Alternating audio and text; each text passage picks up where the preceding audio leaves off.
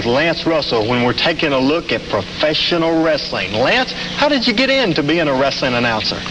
Well, I'd done sports, Randy, the football, basketball, baseball, boxing bit, and it so happened that a station that I was working at the time was in Jackson, Tennessee, and they started carrying wrestling, and I guess the most natural thing in the world was, because I'd done all of the others, they said, can you do wrestling? I said, why not? And that was the start, and so I've been doing it a long time since then.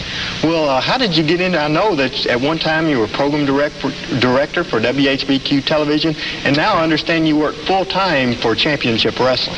Yeah, I put in 20 years with RKO General, enjoyable time, and I had a lot of headaches as you'll run into in some of the management parts of broadcasting, and then the opportunity came to combine the fact of the television experience with the wrestling experience. All the time, that even after I stopped announcing full-time, when I was a salesman and then became a director of programming and all, I still did wrestling in some other sports, and so I just decided it was a good time to go into it full-time, and I'm glad I did. I know you told me one time that you are really liking doing what you're doing now better than anything you've done in your entire career. It gives me the opportunity to do both of them. I love broadcasting, so that I call on stations and I sell our wrestling program to stations that are interested in carrying it, and still do the broadcast.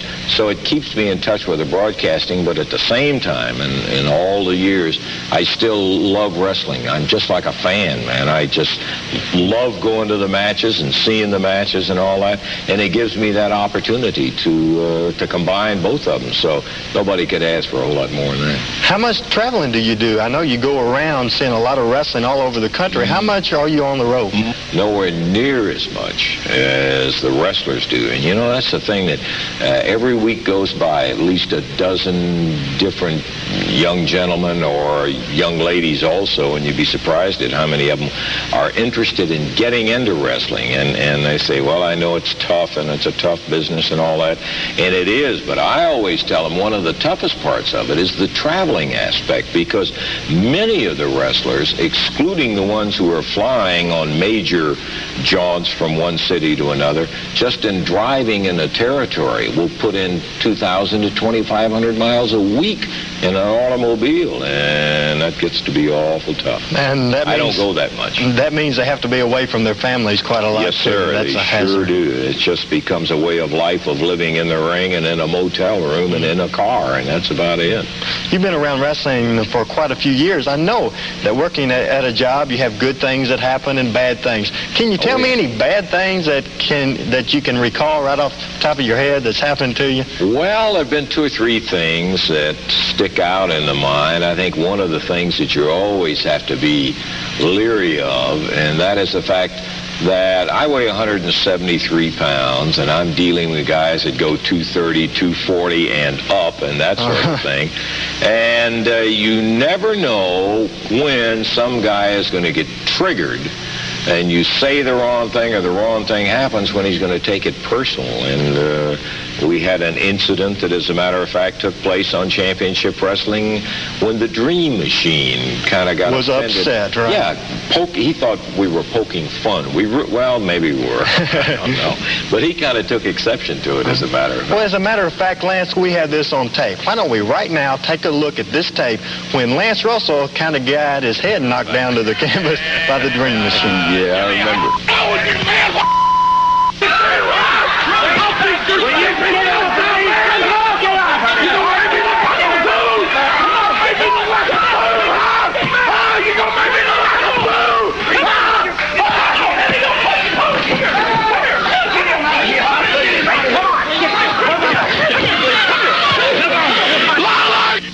Lance, I know that's not really a good thing to relive, is it?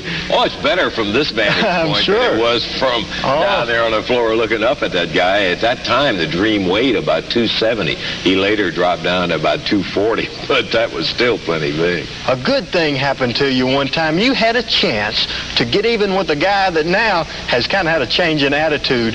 over here because I got something to say. Well, wait a minute, all Lawler. you people have been, now listen, I have listened to you tell these lies about me and all of these things, and I'm not going to stand for it. Right. Lance Russell playing the King and Jerry Lawler being Banana Nose. Unbelievable.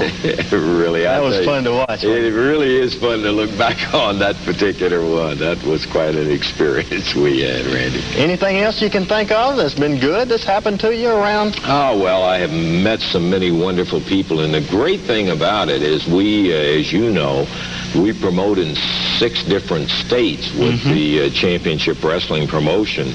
And the marvelous thing is that I don't care whether you're in Evansville, Indiana, or the Boot Heel of Missouri, or over in Lexington, Kentucky, or down in Tennessee or Mississippi, you still run into folks that love wrestling. That's for sure. And that's one of the nice things it continues to be. There's a lot of them that don't like some of the things that happen, and they will sure let you know about it. And that's okay, too. They pay their money, and by God, they have the right, you bet your life. All right. Well, tell us a few things about the man that's probably more famous than any wrestler in the country, the King, Jerry Lawler. Well, Jerry is kind of a unique individual in the fact that he has not only this capability of being an enormous athlete, he has a tremendous ability to take punishment and dish it out. He has been, without a question, very, very successful, one of the top 3 or 4 wrestlers in the world. He has a great mouth and sometimes has no hesitancy about shooting a barb or 2 at anyone that's around. But the really interesting thing about Lawler is, in contrast to that, you would never expect it, Lawler is an incredible artist. That's right. He can sing, too, as a matter of fact. Yeah, he does. I like his art better than his singing, but... I do, too. We have an interesting video on Jerry the King Lawler, so right now, let's take a look at the... loving it. The superstar, Bill Dundee. Yeah, he deserves it. Yeah, that's for sure. He's earned his name, superstar, hasn't he, Lance? For sure. Yes, sir. All right. Handsome Jimmy Valiant. He's a little crazier. Yeah, Mercy was a household name, as a matter of fact, wasn't it, when Handsome Jimmy Valiant came through town. What do you know about Handsome Jimmy? Jimmy just blows everybody's mind. His was blown a long time ago, I think, but he is so colorful, and the guy is quite an athlete, too. Boy, he is one of the iron pumpers, and he didn't build that body just on imagination. He did it by working on it, and he creates excitement wherever he's around. You know that. Handsome Jimmy, he can sing, too, can he? I think he had a song, Son of a Gypsy, isn't that right? Yeah, Son of a Gypsy, which was a fairly big seller, as a matter of fact, for Jimmy. I'm sure, especially in the Memphis area, because I think Handsome Jimmy kind of gave the King and the Superstars some problems in the popularity race as far as wrestling concerned. And that's not the only problems that he gave them. He gave them problems in the ring, too, because you never know what the guy's going to do. He is absolutely one of the wildest. I was going to say refreshing, but I'm not really sure that's the right choice of word. Jimmy he is something different. All right, we have that tape, as a matter of fact. The boy from New York City. Want to take a look at rock and roll, Lance, with Handsome Jimmy. Boy from New York City. Hey, I tell you, the fabulous ones, Stan Lane and Steve Kern. Excitement for sure. They come in, the spotlight's down on the ring, and the music is blaring, and the girls and the guys, everybody love Stan and Steve. How do they join together? Well, they had the greatest teacher in the world, a guy who actually had more savvy in the ring and out of the ring than any wrestler I've ever known, and I'm talking about the fabulous Jackie Fargo, who put them together. Stan and Steve were both great single wrestlers, and they had fine accomplishments, but what Fargo did was put them together and add that great spark of entertainment. The Fab, Stan and Steve. You said one time Jackie Fargo was a man that was often imitated but never duplicated. But I'm telling you one thing for sure. This great team of the Fabulous Ones, I love to see them, and I think everybody that's ever seen the Fabulous Ones really get a kick out of them, Lance. They're great, for sure, aren't they? You got that right. We're taking a look at some great wrestling tape. I want to ask you a few more questions, if I could. Sure. I want to ask a question that a lot of people have asked over the years. They ask if wrestling is entertainment or is it sport? Well, I don't know that today, really, Randy, you can separate them. I would say that it's a little bit of each, and I think it's very apropos coming out of the fabulous ones. Stan and Steve represent two outstanding athletes. These guys are pure athletes. When you hear coaches in the media talk about athletes, well, you're looking at two of them in the fabulous ones. Sure. But what has happened is that with the Fargo influence to them, they have added that entertainment showbiz quality to them that draws people to coliseums and arenas throughout the entire area that they wrestle in. I feel it's the same way about our business. To be perfectly honest with you, wrestling competes with television, with the motion pictures. It competes with baseball, with football, with whatever sport happens to be in, basketball, whatever it may be, so that everybody is in competition. So what you have got to do is to produce a mix of the sport and entertainment in order to keep the people paying the dollars at the box office to come out. They enjoy it enough to pay the money to come see you. Tell us real quick, how popular is your Championship Wrestling television show? Oh, that's something that I can't believe. I swear, I remember in the city of Memphis when we hit 70,000 homes, I thought, boy, that's incredible. Oh, my goodness. Now we're up in the top 10 of all programs in the city, doing 174,000 homes in the last Arbitron. So and that's Saturday morning at 11 o'clock. That's not prime time, is it? No. That is unbelievable. We'll talk to Lance Russell to close the show. We'll take a break and come back right after this. Lance, I can't believe 30 minutes flew by just as quick as it could. I can't either, man. I'm going to go back and start all over again. Wish or make we it could. an hour show or something. This has been a lot of fun. I love it. Yeah, really. Took a lot of look at some of the great wrestling stars all over the country. What I want to do now, Lance, first I want to thank Jarrett Promotions for letting us have the tape.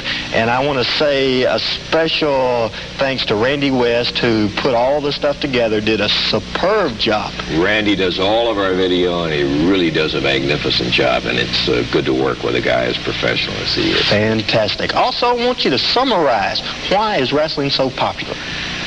I think probably, Randy, and I know there would be disagreement from newspaper writers and commentators and psychologists and so forth, but I think that it has to do with that wrestling really encompasses more of the emotions. There's the anger, the laughter, the enjoyment, the hatred, the good guy, the bad guy. It stimulates the emotions of so many people. I think that probably is the reason they like it so much. Every once in a while, it doesn't happen too much, but every once in a while the people get a little bit too involved. Ooh, isn't that the truth, though? They start throwing things and all that. And they'll let you know when they don't like something. They don't like the referee. They're going to tell you in a hurry. They'll tell the referee that for sure, won't they, really, too? Well, I'm telling you. I want to talk a little bit, if I could, Lance, about your television show. It's successful, as we've said earlier. It's so successful. Why is your Championship Wrestling show so successful? I think it has something to do with Lance Russell and Dave Brown. Well, I appreciate that, Randy. We, of course, have been doing it for a pretty good while, but the thing also that is important is the combination of ingredients, features like you just got through showing right there, and the action of the wrestling and the interviews. We thank you for being with us, Lance. I'm telling you, it's been a joy to work with you. Thanks a lot for coming to Jonesboro. Well, I've enjoyed being here. All right, we're out of time. Bye-bye.